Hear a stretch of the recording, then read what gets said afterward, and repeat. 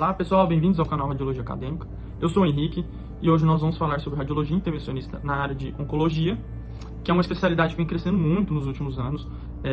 Há médicos profissionais especialistas que a tratam como o quarto pilar já do tratamento oncológico, portanto ela se torna cada vez mais importante e imprescindível para a área. Ela tem as principais funções de realizar diagnósticos de neoplasia, tratar neoplasias, tratar algumas complicações decorrentes das neoplasias e demarcar tumores e regiões nas quais o cirurgião tem dificuldade de acessá-las. Durante o decorrer do vídeo, nós vamos falar dos principais procedimentos da área e das vantagens na qual a radiologia intervencionista propõe para a medicina.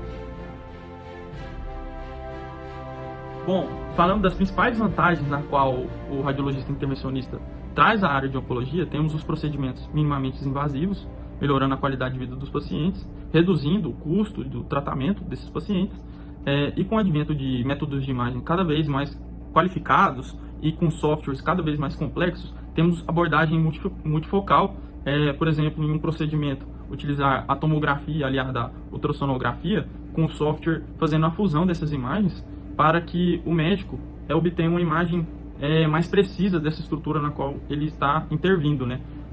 Permitindo assim realizar diagnóstico de tumores cada vez menores e realizar um tratamento mais preciso.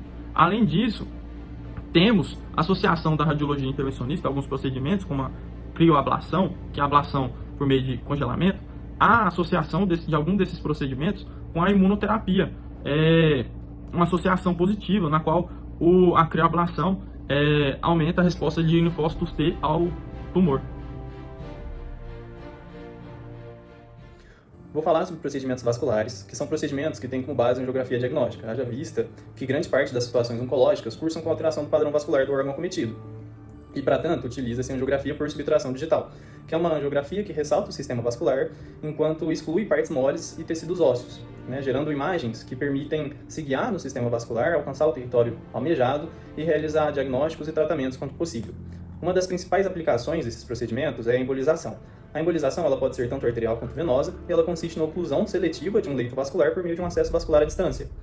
E quanto à embolização arterial, temos que ela se relaciona muito com hemorragias e tumores, sendo que nas hemorragias ela promove a oclusão do tecido que está sangrando, e nos tumores ela promove a oclusão do tecido que irriga o tumor, de forma com que ele vai sofrer isquemia e necrose. E é comum também em algumas situações a associação com quimioterapia intraarterial, em um processo chamado quimioembolização transarterial, no qual o quimioterápico é aplicado diretamente no tumor pela via vascular.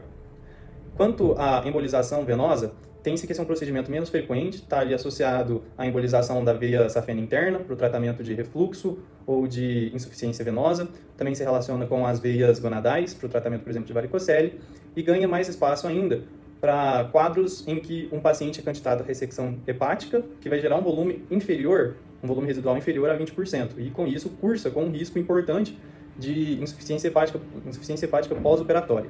Nesse cenário, realiza-se a embolização da veia porta, redirecionando o fluxo sanguíneo do lobo comprometido para o tecido saudável, gerando uma hipertrofia e, consequentemente, aumenta o volume residual desse tecido, favorecendo uma ressecção mais segura.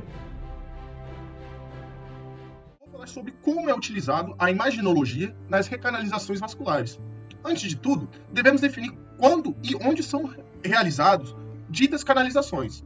Geralmente, elas ocorrem quando territórios vasculares importantes são comprometidos, produzindo fenômenos isquêmicos, como no caso das oclusões e estenoses arteriais, e fenômenos congestivos, como nas lesões vasculares venosas. Temos lesões tanto no leito venoso como no arterial.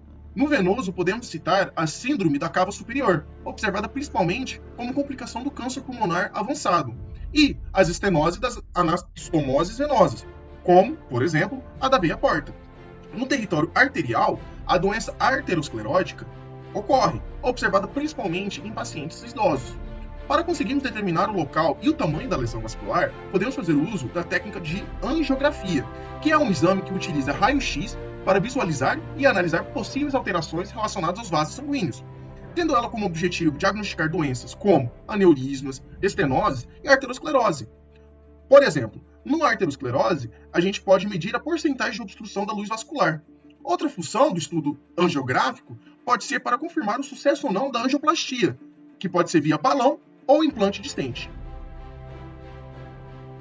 Oi pessoal, tudo bem? Bom, agora eu vou falar um pouquinho para vocês sobre procedimentos não vasculares utilizados na radiologia intervencionista no contexto oncológico. Basicamente eu vou falar de dois métodos, um método diagnóstico, que consiste na biópsia percutânea, e outro método terapêutico, que consiste na ablação percutânea. Bom, na biópsia, o técnico ele vai ser guiado por exames de imagem, tanto ultrassom quanto a tomografia, assim como também a ressonância magnética, para o local exato da lesão. E nesse local, ele vai inserir uma agulha aspirativa, que vai colher esse material, e esse material vai ser enviado para o serviço patológico. A partir de um possível diagnóstico positivo para uma neoplasia maligna, isso deve ser tratado. E um dos tratamentos possíveis é por meio da ablação percutânea, que consiste novamente em um exame de imagem guiando o profissional que vai estar fazendo essa técnica para o local exato da lesão. E nesse local, por meio do aumento da temperatura nessa agulha ou pela redução da temperatura dessa agulha, vai acabar lesionando essas células malignas na tentativa de eliminá-las, certo? E com isso tentando garantir um melhor sucesso terapêutico. Uma técnica que pode ser utilizada na radiologia intervencionista em oncologia é a colangiografia, que é um exame que visa investigar as vias biliares e ver o percurso da bile do fígado até o duodeno. E ele possui várias aplicações, então checar alterações, obstruções, dilatações das vias biliares, e no caso da oncologia, a colangiografia percutânea é usada tanto no diagnóstico quanto na terapêutica do carcinoma primário das vias biliares e também em outros tumores primários e secundários do fígado que tenham se complicado com icterícia colestática. Para a realização desse procedimento pode ser usada a ultrassonografia, a tomografia computadorizada e, quando é necessário um maior detalhamento, a ressonância nuclear magnética, que permite a reconstrução da via biliar e um detalhamento maior dos pontos lesionados. Esse aqui ele é um exemplo de uma colangiografia feita com ressonância magnética, em que é possível a visualização da anatomia hepática normal. A colangiografia percutânea é um método invasivo em que é necessária a punção direta do ducto biliar, normalmente usando-se o ultrassom ou a tomografia como guia, e a confirmação para ter certeza de que essa agulha está inserida no local correto é feita pela inserção de pequenas quantidades de contraste. E existem alguns tipos de colangiografia. O primeiro que eu trouxe é a colangiopancreatografia retrógrada endoscópica, que é menos invasiva e utiliza a endoscopia para inserir o catéter na papila duodenal, como é mostrado aqui nessa imagem, em que é possível visualizar o endoscópio, o que inclusive facilita a visualização na fluoroscopia. A colangiografia percutânea transhepática é um método usado principalmente na impossibilidade de se utilizar o método anterior, e para sua realização é feita uma punção da via biliar através da pele e do parênquima hepático diretamente, como é mostrado nessa imagem aqui.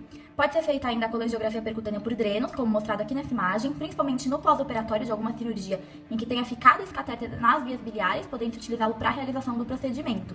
E a última técnica que eu trouxe aqui é essa mostrada nessa imagem, que é a colangiografia intraoperatória, que é realizada principalmente durante colecistectomias ou cirurgias das vias biliares. Dando continuidade à colangiografia, nós falaremos um pouco sobre os procedimentos biliares percutâneos. Eles têm um objetivo comum, a utilização da colangiografia diagnóstica como um guia para o procedimento. Esses procedimentos são realizados em várias situações oncológicas e visam principalmente a recanalização de obstruções nas vias biliares para que a bile volte a fluir para o intestino delgado. Existem 3 procedimentos diferentes e eles são utilizados de acordo com a necessidade do paciente. Então existe a drenagem biliar externa, que ela se baseia principalmente em tratar a bile infectada antes de um procedimento definitivo, tendo em vista que é uma menor manipulação da via biliar. É inserido por meio de uma punção guia traumática até a área da obstrução, para que o dreno chegue ao local lesionado e possa drenar essa bile para fora do paciente em um coletor estéreo onde a bile é armazenada.